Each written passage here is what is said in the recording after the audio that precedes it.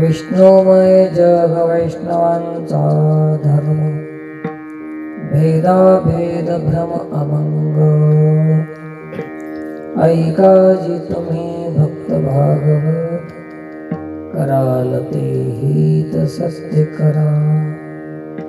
कोणाही जीवाचा न घडो मत्सर, वर्म सर्वेश्वर पूजनाचे. ऐका जी तुम्ही भक्त भागवत, कराल ते हित सत्य करा. तुका म्हणे एका देहाचे अवयव, सुख दुःख जीव भोग पावे. ऐका जी तुम्ही भक्त भागवत, कराल ते हित सत्य करा. विठला विठला करू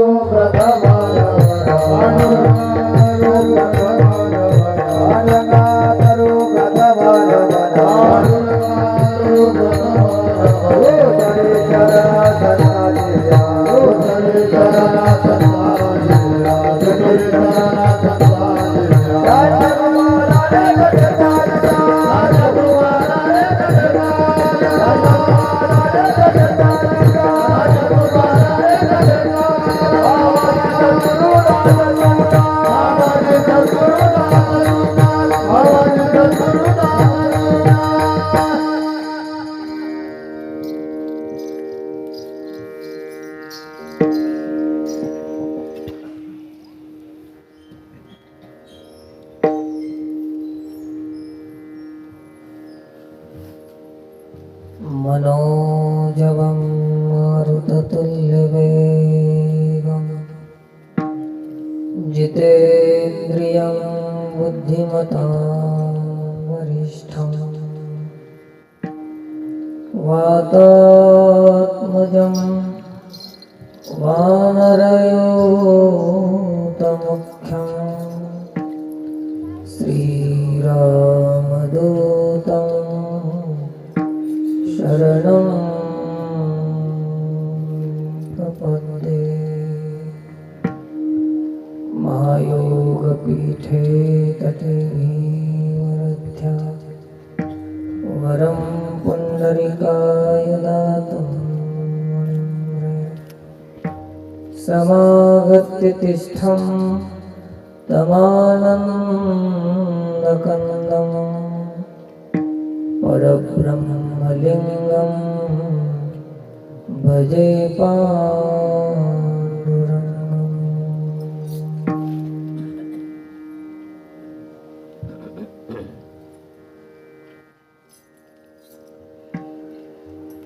सेवेसाठी निवडलेला अभंग जगद्गुरु श्री संत तुकोबाराय यांचा हा अभंग आहे. अर्धा पाऊण तास भगवत चर्चा. तत्पूर्वी श्री गुरुचं स्मरण वंदन करून उपस्थित समस्त भाविक भक्त मंडळी, संत मंडळी, मातृशक्ती या सर्वांनाच साष्टांग दंडवत प्रणाम आहे.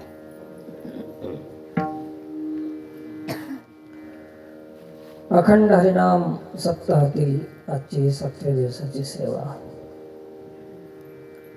तुम्ही समोर जे काही बसून आहात श्रवण करण्यासाठी, महिला असो पुरुष असो,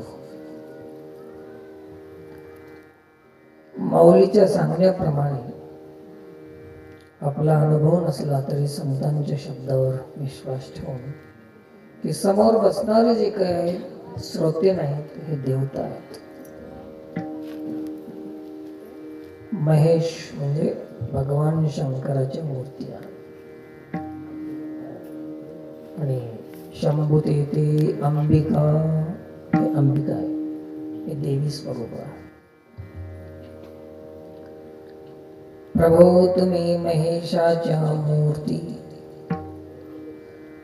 असं समोर बसणाऱ्या श्रोत्यांना देवता स्वरूप जाणून माऊली ज्ञानेश्वर महाराजांनी अशी संज्ञा दिलेली आहे. आता तुम्ही बसणारे श्रवण करणारे देवता आहात तर सांगणारा कोण?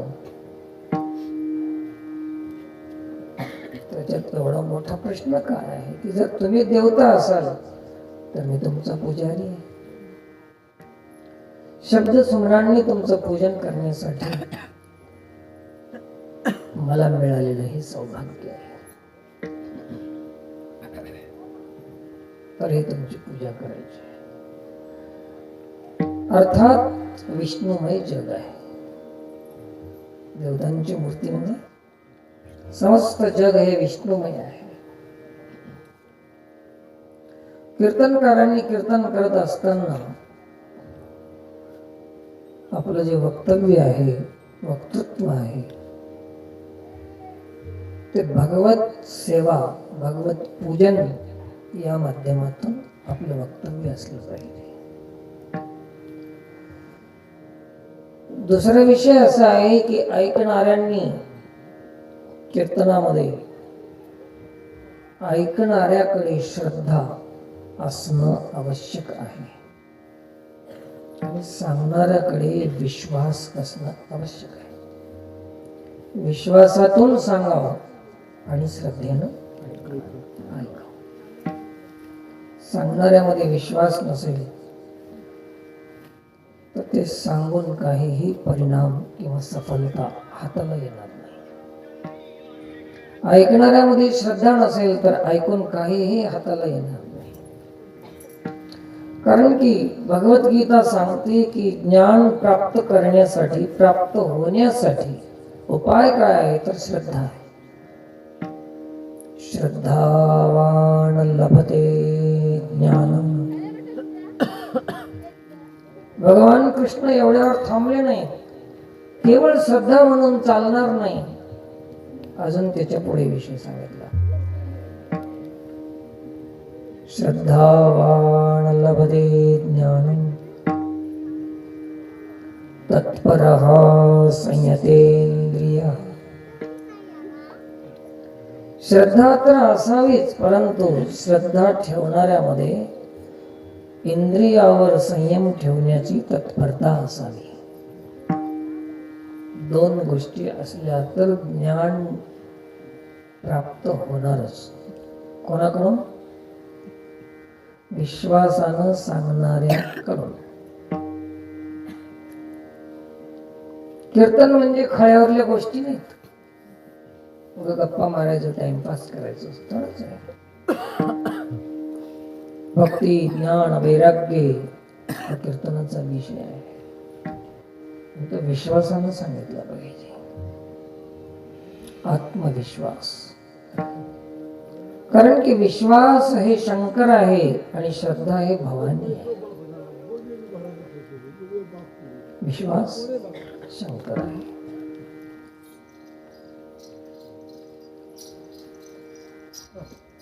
श्रद्धा विश्वास रूपिणो भवानी शंकरो वंदे. हे दोघांचं वंदन करायचं आहे. भवानी शंकरो वंदे. श्रद्धा विश्वास रूपिणो.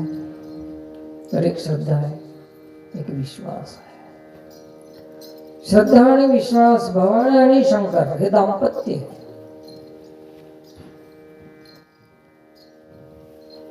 आणि या दोन्ही शिवाय गणेश नावाचा, गणपती नावाचं ज्ञान तत्व जन्मालाच येणार नाही, प्रगटच होणार.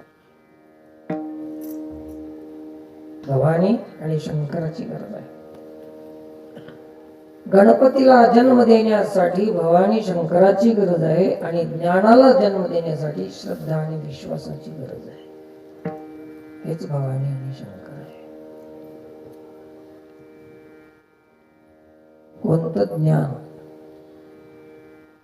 ज्ञानाचे प्रकार आहेत की जे शास्त्र सांगते की ज्ञान म्हणजे काय. तरी परमात्मा ऐसे जे एक वस्तू असे ते जया दिसे ज्ञानास्तव ते ज्ञान पैगा बरवे. तर पुष्कळ आहे. शरीराचं ज्ञान आहे, विज्ञान आहे, वस्तूचं ज्ञान आहे, व्यक्तीचं ज्ञान आहे, पोट भरण्याचं ज्ञान आहे, दुसऱ्याला फसवण्यासाठी भी लागते ज्ञान. हे सगळं ज्ञान नाही, हे सगळं अज्ञानच आहे. या सगळ्या अज्ञानातून वाचवणार जे काही आहे त्याचं नाव ज्ञान आहे. आपली सोपी परिभाषा आहे, मला तेवढं जास्त पडायचं नाही. फसवणूक असेल, दुसऱ्यावर अत्याचार, अन्याय, पाप, अपराध, दोष, जे जे काही आपल्याकडून घडते, या सगळ्या गोष्टीतून जे वाचवते त्याचं नाव ज्ञान आहे. आणि हे सगळं बाकी अज्ञान आहे. आम्ही कशाला विज्ञानच म्हणतो.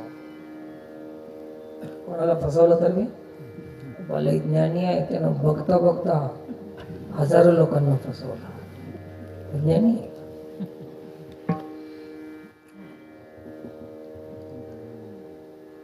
अध्यात्माशिवाय विकास होत नाही आणि अज्ञानाशिवाय विनाश होत नाही. अध्यात्माशिवाय विकास नाही, अज्ञानाशिवाय विनाश नाही. असे या दोन गोष्टी आहेत. मग ते ज्ञान म्हणजे परमात्म तत्वाचं ज्ञान. कोणतं ज्ञान? तुम्हाला सांगितलं की आता श्रद्धेशिवाय ज्ञान प्राप्त होत नाही, विश्वासाशिवाय ज्ञान सांगता येत नाही. ते कोणतं ज्ञान? परमात्म तत्वाचं ज्ञान. तद्विद्धि प्रणिपातेन परिप्रश्नेन सेवया उपदेक्षन्ति ते ज्ञानम. ते ज्ञानम, हे ज्ञान नाही, ते ज्ञानम. कोणतं? ज्ञानिन तत्वदर्शिनः. परमात्मा तत्वाचं ज्ञानच ज्ञान आहे, बाकी सगळं अज्ञान. आपल्या स्वरूपाची जाणीव हे ज्ञान आहे आणि आपल्याला आपण विसरून जाणं हे अज्ञान आहे. अगा पै धनंजया, अगा आपण पया विसरू जो धनंजया, तेची रूप यया अज्ञानासी. हेच तर अज्ञान आहे. भक्ती, परमार्थ, हे सप्ते, कीर्तन, पोथी, पुराण, भागवत, यज्ञ, याग, विधी, क्रिया, नेम, नियम, तीर्थयात्रा, उपासना, व्रत, हजारो हे मार्ग आहेत. कोणी काही करते, कोणी काही करते, त्याच्या त्याच्या परीनं आपल्या परीनं करते. आणि त्याच्या परीनं करते आणि त्यांना आपल्याच सगळ्यापेक्षा श्रेष्ठ समजते. त्याला जे करता येते त्याला ते श्रेष्ठ वाटते. हे सगळे साधन आहेत. प्रत्येक साधना जरी वेगळ्या असल्या, अनेक असल्या, तरी साध्य एक आहे. आणि म्हणून साधनाचं साध्य एक ठरवून कोणतेही साधन करा. लक्षात ठेवा की साधना निवडत बसू नका, साध्य निवडा पाहिजे. स्वाध्यायात जाऊत का, बैठकीत जाऊत का, वारकरी होत का, काय काय अजून खूप आहेत ना, कितीतरी वेगवेगळे प्रकार आहेत. स्वामी समर्थाच्या केंद्रात जाऊत का, हे सगळं माणसं शोधतात. याची गरज नाही, हे शोधण्याची आवश्यकता नाही. शोधायचं असेल तर साध्य शोधा आणि ठरवा. संप्रदाय ठरवू नका, साध्य ठरवा की मला जे करायचं आहे, बैठक करायची आहे, स्वाध्याय करायचा आहे, ओम शांती जायचं आहे, जे जे काही करायचं आहे ते करायचं कशासाठी हे आधी ठरवा. मग कुठे जा, स्वातंत्र्य आहे. साध्य जर एक नसेल तर हजारो साधना जरी बदलल्या तरी काही लाभ होणार नाही. साध्य ठरावं. एक साध्य, काय साध्य आहे, काय साध्य करायचं आहे. तर ते एकच साध्य आहे मनुष्य जन्माचं की परमात्म दर्शनम, परमात्माचं ज्ञान मिळवणं, परमात्माची प्राप्ती करणं हेच साध्य आहे.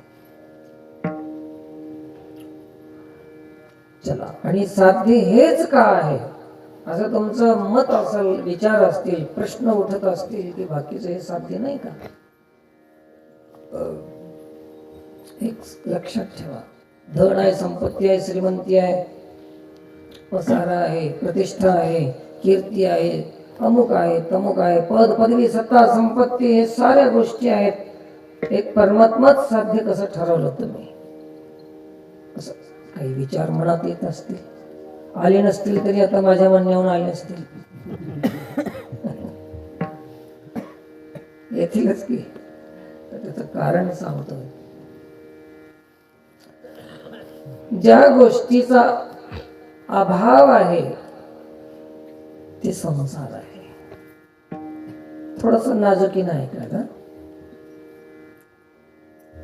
अभाव ही सृष्टीमध्ये ज्या काही वस्तू दिसतात, व्यक्ती दिसतात, ह्या आधी नव्हत्या, आता दिसालेत आणि पुन्हा राहणार नाही. काय म्हणतात त्याला? अभाव. हे मंदिर आहे, आज आहे, याच्या आधी नव्हतं, बांधण्याच्या आधी, आणि पुन्हा काही वर्षाच्या नंतर हे राहणार नाही. मर्यादा आहे ना याची. शतवर्षाची गणना त्यामध्ये दुःख यातना, तुम्ही आठवा मधुसूदना. अभाव आहे, प्रपंचाचा अभाव आहे. आज आहे, उद्या नाही. या धनाचा न धरी विश्वास, धनाचा बी विश्वास धरू नका. कमवा, खूप कमवा, पण विश्वास ठेवू नका की ते राहीलच आणि काम देईलच. विश्वास ठेवू नका. असे कित्येक धनवान आहेत की ज्याला त्याचा काहीच उपयोग नाही. आमच्याकडे रोजच येतात असे, रडत येतात, काही रडत येतात, काही हसत जातात. असे हे सृष्टीमध्ये, साऱ्या सृष्टीमध्ये जेवढं दिसतंय, जेवढं हे प्रकृतीजन्य आहे, जेवढं प्राकृत आहे, हे सार याचा अभाव आहे. एक दिवस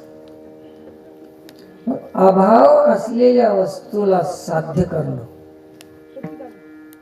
जे सिद्ध आहे, ज्याचा कधी अभाव होत नाही, तेच तर साध्य होऊ शकते. असलेलंच मिळेल की नसलेलं मिळेल. म्हणून सर्वांच्या साधनाचं, सर्वांच्या भक्ती मार्गाचं, सर्वांच्या पंथाचं साध्य काय असं? ज्याचा अभाव नाही. लक्षात यायला की नाही? हे कसलं कीर्तन म्हणत असतील आमचं, रंगी बेरंगी वाटत असतील. ऐकावं लागतं. ते काय करणार, नाईलाज आहे तुमचा. आता बसला, उठून बी जाता येत नाही. साध्य परमात्मा आहे, त्याचा अभाव नाही. ते कालही होतं, आजही आहे, उद्याही राहणार आहे. तेच साध्य करणार. आणि म्हणून परमात्म तत्वाचंच आपणाला प्राप्त करणं साध्य होऊ शकतं. तर साध्य हे ठरवा, मग कोणत्याही मार्गाने साधना करा. आमची मनाई नाही, कशात बी जा. परंतु आम्ही साध्य ठरवत नाही, साधनाची निवड करायला सुरुवात करतो.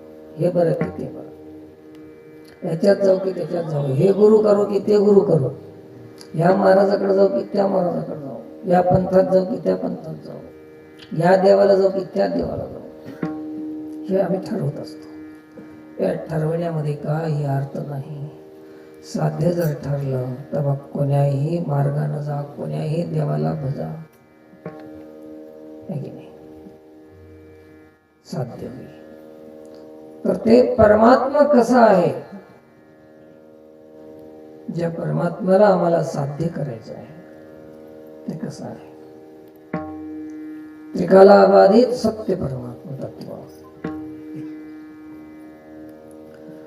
मंदिरापुरता नाही तो, मठापुरता नाही तो, ज्याची व्याप्ती आहे, जे व्यापक आहे, त्याला संस्कृत मध्ये व्यापक शब्दाला विष्णू शब्द आहे. व्यापक शब्दाची पर्यायी भाषा संस्कृत मध्ये काय शब्द आहे? विष्णू. ओम विश्वं विष्णु षटकारो भूतभव्य भवत्प्रभु भूतकृद्भूतभृद्भावो भूतात्मा भूतभावना. व्यापक शब्द आहे. परमात्मा व्यापक आहे. हरी येथे रे, हरी तेथे रे, हरी वाचोनी नाही रीते रे. एकही स्थळ किंवा जागा रिकामी नाही, त्याला विष्णू म्हणतात. अरे विष्णू व्यापक नसता तर खांबामध्ये प्रगट झाला नसता. विष्णू आहे की नाही, व्यापक नसता तर हनुमानजीच्या हृदयामध्ये प्रगट झाला नसता. विष्णू व्यापक आहे म्हणून असे कितीतरी इतिहास साक्षी आहे की आपल्याला कशा कशातून विष्णू प्रगट झाला. तो व्यापक आहे. विष्णू, त्याला विष्णू म्हणतात. व्यापक असल्यामुळे विष्णू नाव आहे. मग व्यापक परमात्म्याच्या ज्ञानाशिवाय, व्यापक परमात्म्याचं ज्ञानाशिवाय दुसरं कुठलंही ज्ञान असलं तरी व्यर्थ आहे. व्यापक परमात्म्याच्या जप करत नसेल, व्यापक परमात्म्याला जपावं, त्याच्याशिवाय हे ज्ञान व्यर्थ आहे. विष्णुविना जप व्यर्थ त्याचे ज्ञान. विष्णूला जपायचं आहे. जपायचं म्हणजे कसं जपायचं? 1 मिनिटामध्ये सांगून देतो, जरा लक्षात घ्या. देवाला कसं जपायचं? आपल्याला माहिती आहे की माळ घेतली आणि एकांतात बसलं आणि जपलं, ठीक आहे, असं जपू नका. विष्णूला जपा. कसं जपता? जिथं जिथं तुमचं मन जाईल त्यावेळेस तुम्ही स्मरण करा की व्यापक आहे ना, तर मग इथं बी आहे. याला म्हणतात जपणं. विष्णूला जपायचं म्हणजे जेव्हा आपल्या मनामध्ये काही अत्याचार, पाप, व्यभिचार, भ्रष्टाचार, अनाचार, दुराचार, दुष्कृत्य करण्याची प्रवृत्ती निर्माण होईल, त्यावेळेस ज्या ज्या ठिकाणी आपलं मन जाईल तिथं तिथं की व्यापक आहे ना, तर मग मी याच्यावर अत्याचार कसा करू, तिथं जर त्या विष्णूचं स्मरण झालं तर त्याला म्हणतात विष्णूचा जप. माळ घेऊन जपायचं सोप आहे. माळ जपली, हातात माळ आहे पण मन रानू माळ आहे. माळ हातात, मन रानू माळ. हातात माळ, मन रानू माळ. हे विष्णूचं जप नाही. ज्या ज्या ठिकाणी मन जाय माझे, त्या त्या ठिकाणी निज रूप तुझे. हे विष्णूचं जप आहे. हे विष्णूचं ज्ञान आहे. असं जपलंच नाही कोणी, आहे की नाही? माळ जपून ठेवली, परंतु माळ जपण्याचा अर्थ आहे की परमात्मा सर्वमय आहे. आणि आपल्या माळीतून आपल्याला सांगतात, जे वारकरी संप्रदायामध्ये जे माळ आहे त्याचा अर्थ असा आहे, सुवर्णाचे मणी केले, सोनियाचे सुती ओविले, तैसे म्या जग धरिले सभायाभ्यंतरी.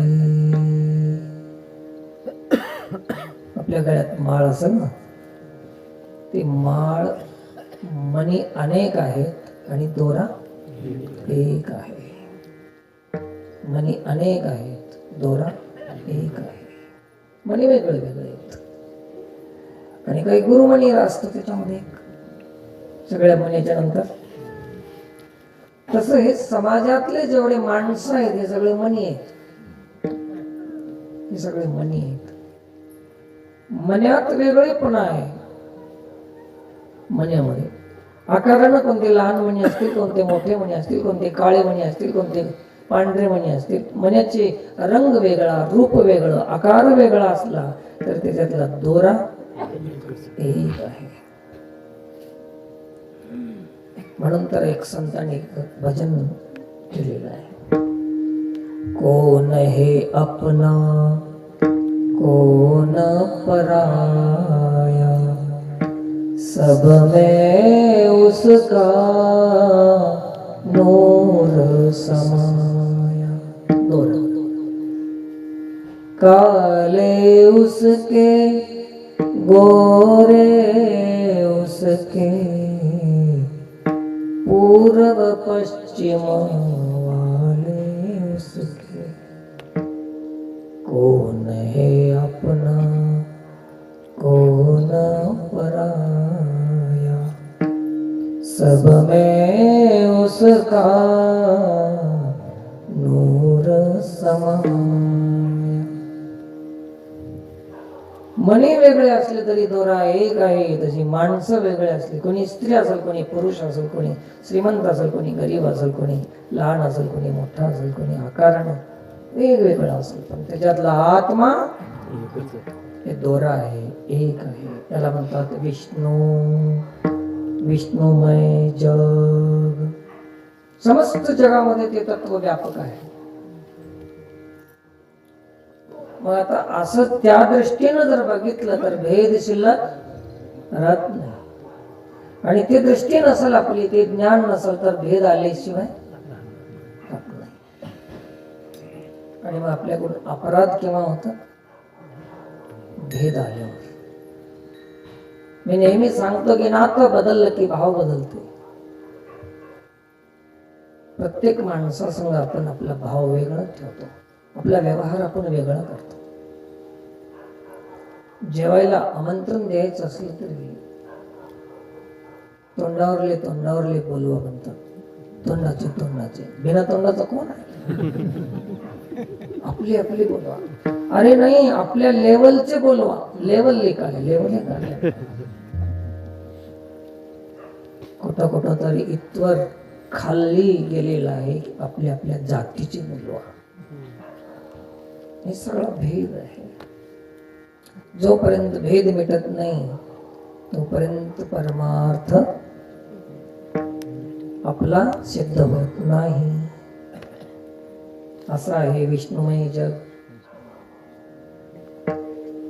न मे मृत्यु शंका न मे जाति भेद, पिता नैव मे नैव माता न जन्म, न बंधुर्न मित्र गुरुर्नैव शिष्य, चिदानंद रूप शिवोऽहं शिवोऽहं, चिदानंद रूप शिवोऽहं शिवोऽहं.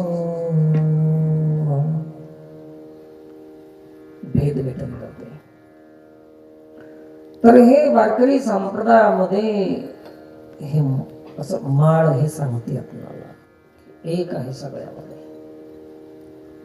दुसरी गोष्ट आहे की तुळशीची माळ आहे, गळ्यात घालायची आहे तुळशीची माळ आपल्या. तर आपण सगळे एकाच दोऱ्यातले मणी आहोत, पण आपण एकाचे आहोत असं समजून घ्यायचं. जातीनं वेगळे असले तरी एकाचे आहोत, पंथानं वेगळे असलो तरी एकाचे आहोत, रंगानं असलो वेगळे तरी एकाचे आहोत, स्त्री पुरुष लिंग भेद असला तरी एकाचे आहोत. हे ज्ञानी अज्ञानी असले तरी एकाचे आहोत आपण. हे वैष्णवांचा धर्म आहे. कोणाचा धर्म आहे? वैष्णवांचा धर्म आहे. म्हणून एक समजून घेण्यासाठी, वैष्णव होण्यासाठी वैष्णवाचं चिन्ह आहे माळ. अजून काय? आणि आपण एकाचे आहोत एक. आणि दुसरी गोष्ट आहे की हे शरीर जे आहे नाशिवंत आहे, शरीर आहे काळाचं आहे, धन आहे कुबेराचं, शरीर आहे काळाचं. याला किती काजू हे ते बदाम पिस्ता अमुक तमुक खाऊ घाला बी माझं मत नाही, खाणं नाही, सगळ्यांना खावंच लागतं. परंतु याला कितीही जरी तयार करून ठेवलात तरी हे कोणाचं खाद्य आहे? आपण कोणाची तयारी करून ठेवला? काळाची. कितीही मोठं शरीर बनलं तरी कोणाची सोय झाली? काळाची सोय झाली. मग ह्या शरीरावर आपली सत्ता नाही आहे, शरीरावर आपला हक्क नाही आहे, शरीर आपलं नाही. म्हणून याची ममता, याची आसक्ती, विषयासक्ती आपल्यामध्ये राहू नये. म्हणून एक अशी पद्धत आहे, अशी म्हण आहे की ज्या वेळेस माणसाला त्याग करून जायचं राहते त्यावेळेस ते म्हणतात की घरावर तुळशी पत्र ठेवून गेलं म्हणतात. तर तसं हे घर आहे, याच्यावर बी आपली आस्था नाही तर आपण तुळशीची माळ घालण्याचा अर्थ आहे की ह्या घरावर बी आपण तुळशी पत्र ठेवलेलं आहे. खूप मोठं रहस्य आहे या माळीचं. घरावर तुळशी पत्र ठेवायचं की आता हे माझं नाही, मग कोणाचं आहे? प्रकृतीचं आहे, देवानं दिलेलं आहे, तर देवाच्या सेवेमध्ये याला आता लावायचं आहे. कायेन वाचा मनसेंद्रियैर्वा बुद्ध्यात्मना वा प्रकृती स्वभाव करोति यद्यत् सकलं परस्मै नारायणायेति समर्पयेत्. कायाभी समर्पित करा, सेवेमध्ये लावा. आपल्या आपल्या वाट्याला आलेलं जे काही काम असेल, वृत्ती असेल, धंदा असेल, व्यवसाय असेल, जे काही असेल, वैद्यकीय क्षेत्र असेल, शैक्षणिक क्षेत्र असेल, आध्यात्मिक क्षेत्र असेल, कृषी विभागात काम करायचं काम तुम्हाला लागलं असेल, कुठल्याही क्षेत्रामध्ये काम करा.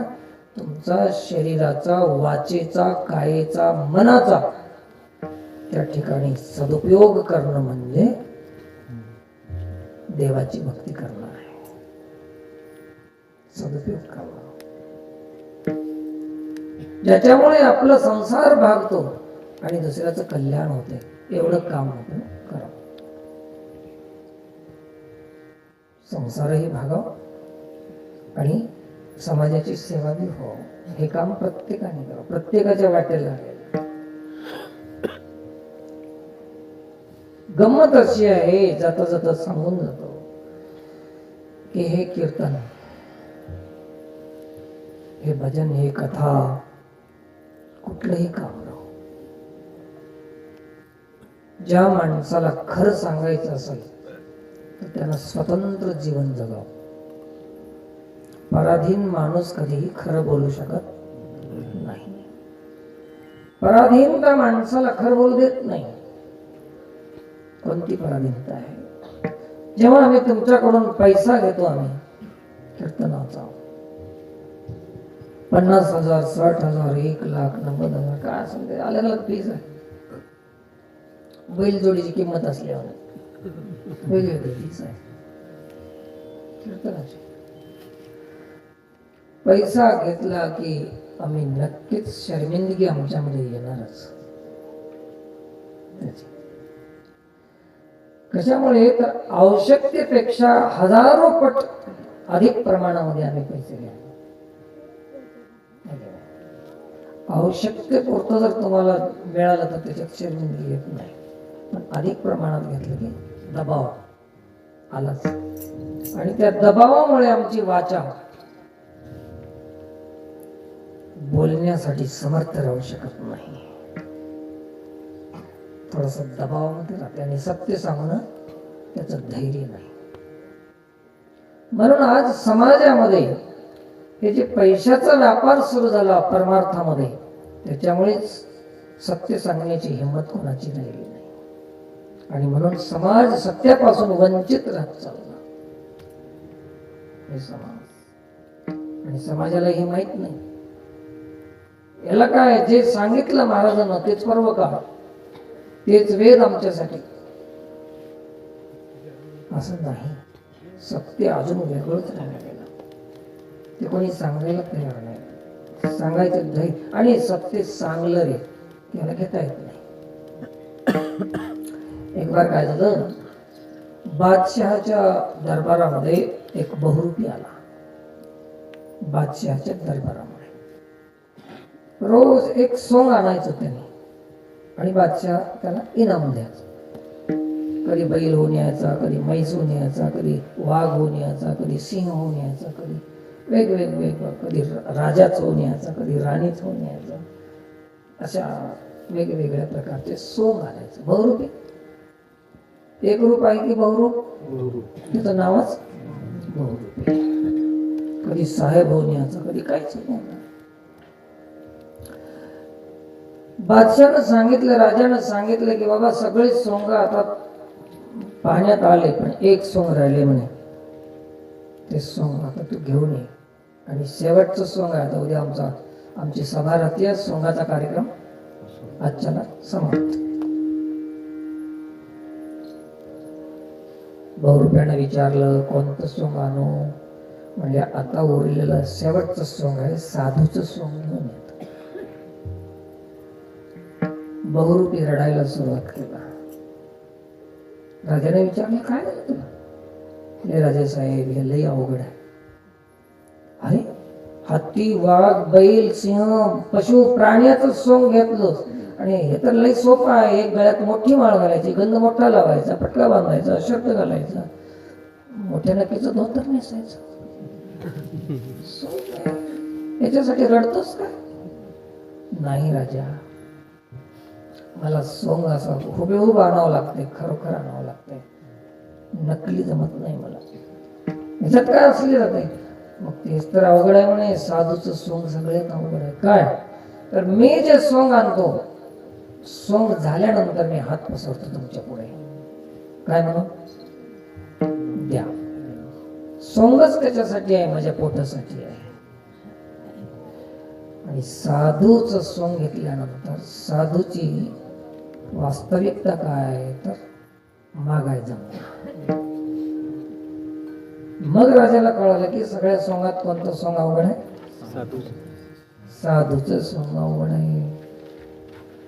आणि आता साधूचं सोंग सगळ्यात सोपं झाले.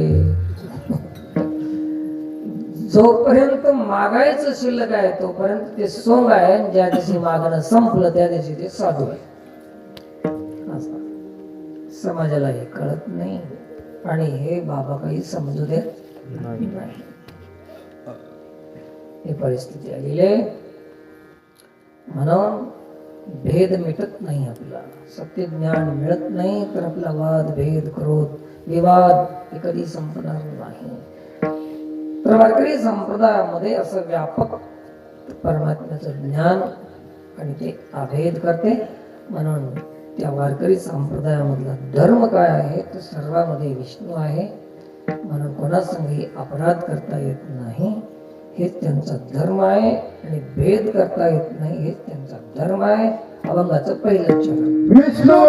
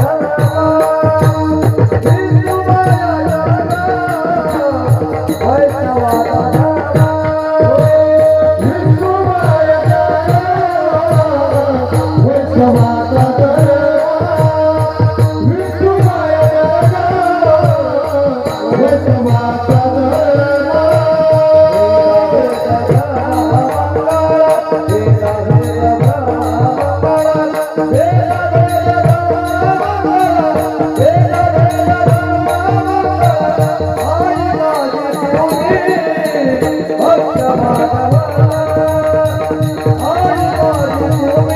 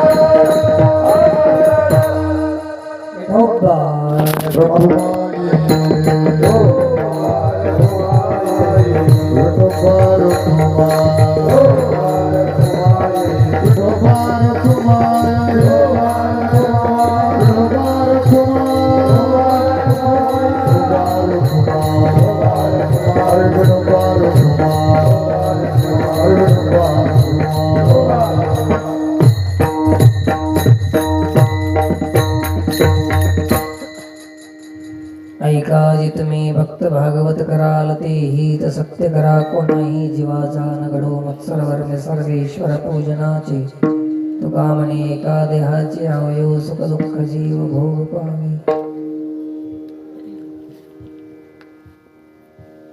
भक्त भागवत जे थोडं करा परंतु सत्य करा जास्त करण्यापेक्षा चांगलं करा बघा ना गाडी भर बोलण्यापेक्षा गाडी भर वागायचा प्रयत्न करा बस झालं वागायचं गाडीभर जरी झालं तरी वागायचं ठीक आहे आणि गाडीभर जरी झालं बोलायचं तरी काही उपयोग नाही आता बोलण्याला काही कमी राहिलं नाही म्हणून सत्य करा कराल ते हित सत्य करा थोडं करा पण चांगलं करा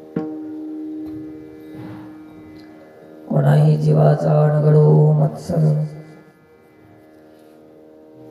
हिंसा आपल्याकडून होणे या दृष्टिकोनातून वारकरी संप्रदायामध्ये तुळशीची माळ सांगितली हिंसा करू नये मानसिक हिंसा पशु हिंसा जीव हिंसा प्राणी हिंसा आपल्याकडे होऊ नये काय हिंसा करावं सांगा ऐका तरुण मित्रांनो जाता जाता एक गोष्ट सांगून जातो तुम्हाला तुळशीच्या माळी का घालायचं असं अनेकांचे प्रश्न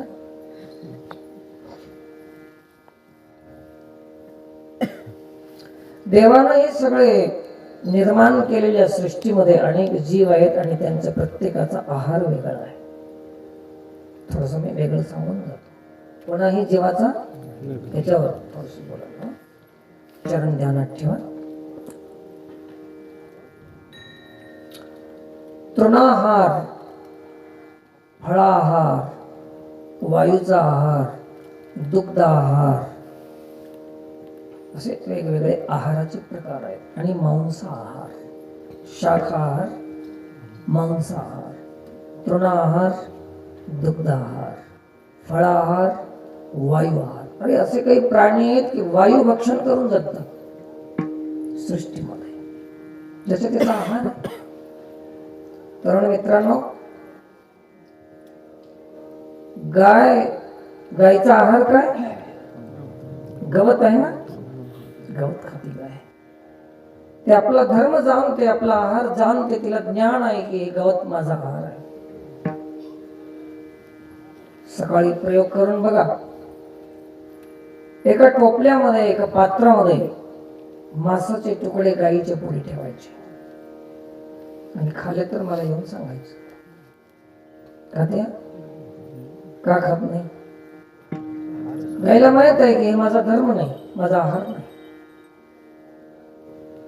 गाय जाणते धर्म आणि माणूस धर्मापासून किती दूर गेलेला आहे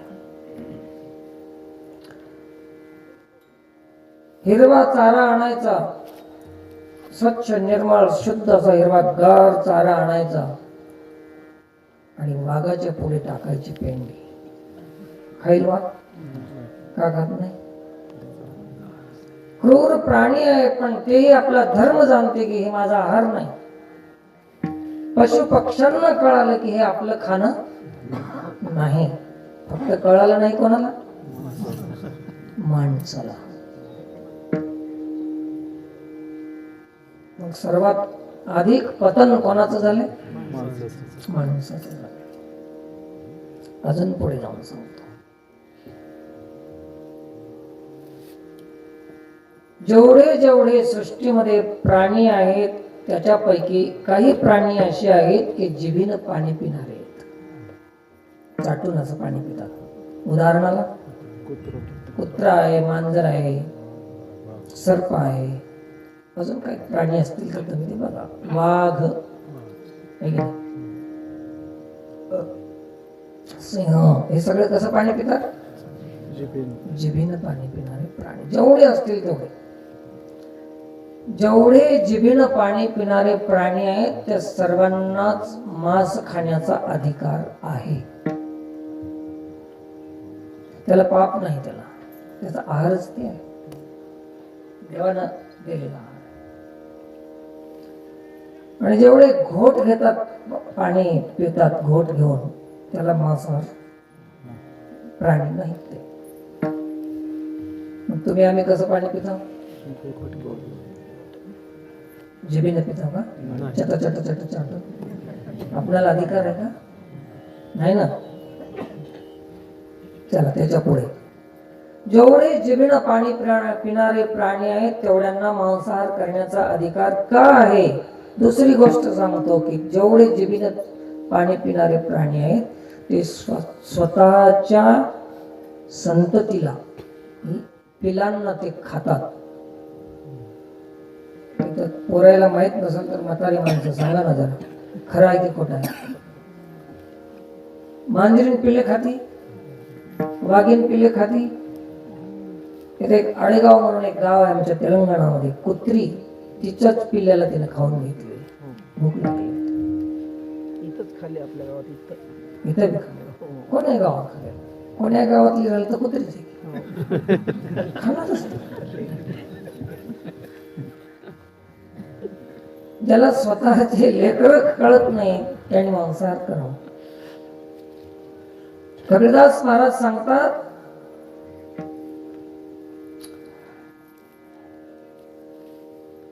अपने बच्चों की सिर मुंडावे. त्याची कटिंग करायला आपण नेतो ना कटिंग शॉप मध्ये, तेव्हा आपण सांगतो सांभाळून रे बाबा वस्त्र लागल. अपने बच्चे की सिर मुंडावे, देखो छुरा लग जाए. दूसरे की जब गर्दन काटे जरा शर्म ना आए. शर्म आली पाहिजे, थोडीशी लाज वाटली पाहिजे दुसऱ्याचा जीव घेताना. तर हे कारण आहे त्याचं. आपल्याला अधिकार नाही. पशुला समजले की आपला धर्म नाही. दुसरी गोष्ट आहे, चला अजून एक पुढे पुढे जाता जाता जाता जाता म्हणत म्हणत रात्रच घालायचे.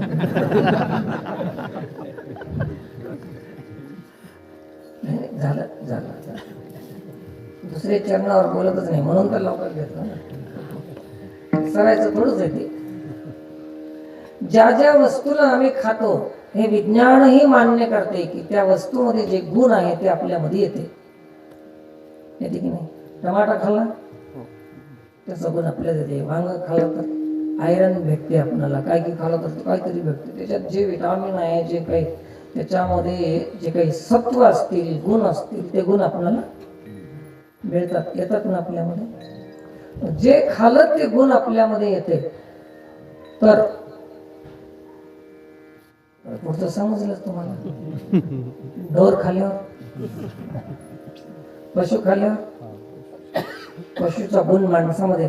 आणि हेच कारण आहे आजच्या काळामध्ये की माणूस बी पशुतुल्य जीवन जगण्याचं कारणच आहार आहे, दुसरं काही कारण नाही. त्याच्यामुळेच माणसं माणसासारखे वागणार गेले. दुसरी गोष्ट अजून पुढे जाऊन सांगतो, त्याच्यामध्ये हे आहार जे आहे, या आहारामध्ये असा गुण आहे की विनाकारण शत्रुत्व निर्माण करते जीवाचं. उदाहरण काय, आता ह्या गावचं कुत्र, कोणतं गाव आहे? झंडेगुड्याचं कुत्र. पुढे दुसरं गाव नागझरीला जाऊ. त्यांचा दोस्ताना होते का? काय करते? काय कारण? कोणी कोणाचं काही देणं घेणं, कोणी कोणाचा धोरा कापलाय, कोणी कोणाचे धापाच खाल्ले. पण ते ह्या गावचं कुत्र त्या गावाला जाऊन कधीही मैत्री होऊ शकत नाही. काय कारण त्याचा? आहार. सांगा मित्रांनो, भूता परस्परे जडो मैत्र जीवांचे. माऊलींनी प्रार्थना केली की तुमच्यामधली मित्रता सक्षम झाली पाहिजे. जे आज शत्रुत्व वाढत चाललेलं आहे, एकमेकाचे वैर वाढत चाललेलं आहे, कारण हार आहे. म्हणून तुळशीची माळ, याचे अनेक कारण आहेत. आणि 2.5 रुपयाची माळ असेल, 10 रुपयाची माळ असेल, पण करोडची प्रॉपर्टी वाचवाली ना, त्या माळीची किंमत तेच आहे का? म्हणून हे माळीचं महत्व आहे. आणि हे जर माळ घातलं तर मग कोणाही जीवाचा न घडो मत्सर वर्म सर्वेश्वर पूजनाचे, असा एक प्रकार आहे. म्हणून ज्याला कळालं असेल तर त्याने खूप हे काम करा. तुळशीच्या माळे गळ्यात घालून घ्या. तरुणांनो, आपलं जीवन सार्थक करा. आज आपल्या जीवनामध्ये काही जरी नसेल तर तारुण्य हे संपत्ती आज आपल्या हातात आहे, तर त्याचा दुरुपयोग होऊ नये, ते नष्ट होऊ नये, वेस्ट होऊ नये, नाही ना? असं आपण सर्वांनी काळजी घेतली पाहिजे. म्हणून तो खूप बरं आहे, सांगतात की असं हे जीवन जगा. हे संप्रदाय आहे, तर हे साध्य ठरवून कोणत्याही मार्गाने जा. आमचं काही देणं घेणं नाही आहे, पण शेवटी माणुसकी हे जपणं गरजेचं आहे. तर असं हे आजची ही कीर्तन सेवा झालेली आहे. आणि आता आम्ही दर प्रत्येक गावामध्ये सांगतच येत चाललेलं आहे की आता काही नवीन कार्य झालं त्याच वेळेस तुम्ही बोलवायचं. दरवर्षी आता कीर्तनाला मी येणार नाही, असं हे जे नियम आहेत ना, आता हे सगळे प्रत्येक गावगावचे आता थांबत चाललेले आहेत. मला विश्रांतीची गरज असल्यामुळे, शरीर स्वास्थ्य असल्यामुळे ज्या जागेवर मी थांबतो तिथूनच मला कार्यक्रम करत राहायचं असं निर्णय घेतलेला आहे. म्हणून ज्या ज्या काही गोष्टी तुम्हाला आजपर्यंत ह्या 22 वर्षाच्या काळामध्ये तुम्ही श्रवण करीत आलात, तुम्हाला कोणाला लाभ झाले असतील तर धन्यवाद, नाही झाले असतील तर अजून घ्या लाभ. आणि हे शब्द असेच फेकून देऊ नका. तुमच्या हिताचे शब्द आहेत, तुमच्या कल्याणाचे शब्द आहेत. तर खूप खूप धन्यवाद आपल्या सर्वांना. झालेली सेवा भगवत चरणी समर्पित करून सेवेला पूर्णविराम. आता प्रत्येक कीर्तनामध्ये आपण माळीचा कार्यक्रम ठेवतोच, पण आज काही इथला काही विषय नाही. तरी पण कोणाला घालायची असेल तर त्यांनी माळ घेऊन या आणि आपली माळ घालून घ्या. आहेत का? हो. डॉक्टर साहेब आहेत, एक बार यांच्यासाठी धन्यवाद. जे श्रेष्ठ बुद्धिजीवी माणसं आहेत, यांच्या मागे हजारो लोक यांची वाट पाहतात, त्यांच्या मागे आश्रय घेऊन राहतात. की ज्याला मानणारे माणसं आहेत ते पुढचा माणूस काय करेल त्याला अनुसरून त्याचं अनुकरण करणारे लोक असतात. म्हणून अशा माणसाने माळ घातली तर हे एका माणसानं घातल्यासारखं नाही. यांच्या मागे जेवढे मानणारे आहेत तेवढे हजारो लोकांना माळ घातल्यासारखं आहे. एकानं माळ ज्ञानेश्वर